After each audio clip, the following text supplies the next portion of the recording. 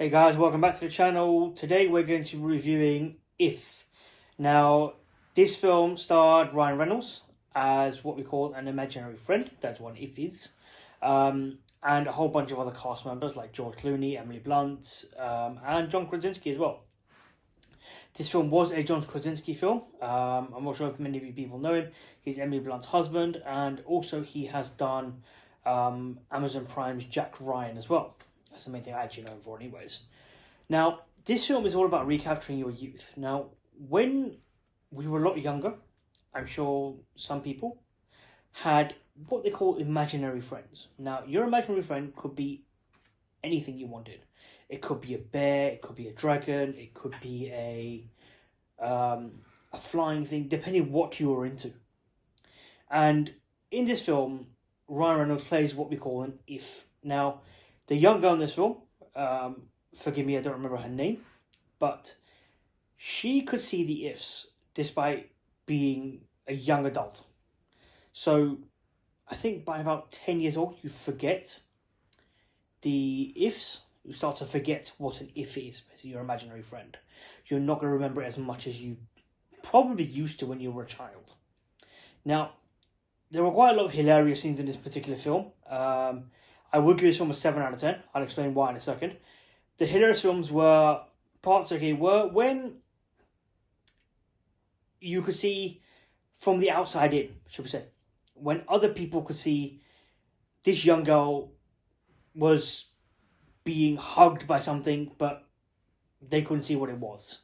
Or she was pointing at something, or she was doing something, and they couldn't figure out what she was actually doing.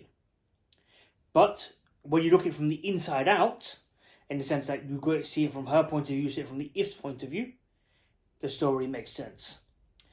Yes, I'll agree. For the first 20-30 minutes, I was like, what are we doing here? This does not make any sense. But slowly but surely, the film came together. And by the end of it, it's a feel-good story. Everybody remembers their imaginary friends, and it saves them all from going to what they call the If retirement home, should we say. The If retirement home is where ifs go when they're no longer remembered. And this particular young girl wanted to help the ifs get out of the retirement home and get back to their original people who actually remembered them. They even tried to replace them with new people, but that didn't work for them.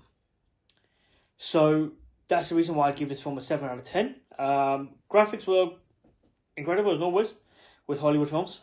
This was a lot of CGI in it, so it probably cost a bomb to make because of the CGI. But in essence, this film was a feel-good factor film. 7 out of 10.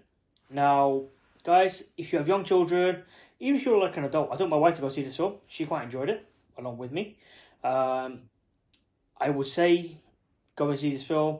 If you have a cinema pass like we do in the UK, it is free for you. But anywhere else, take your children. They might remember something. They might even make up an imaginary friend there and then, for all you know. But, like I said, it is something I would recommend going and seeing. It's for young children, but it's also for young adults and regular adults as well who want to relive their childhood a bit as well. So guys, remember to like, share, subscribe, comment, and click the little bell for notifications when we do upload a new video. We'll see you in the next one. Take care guys, bye.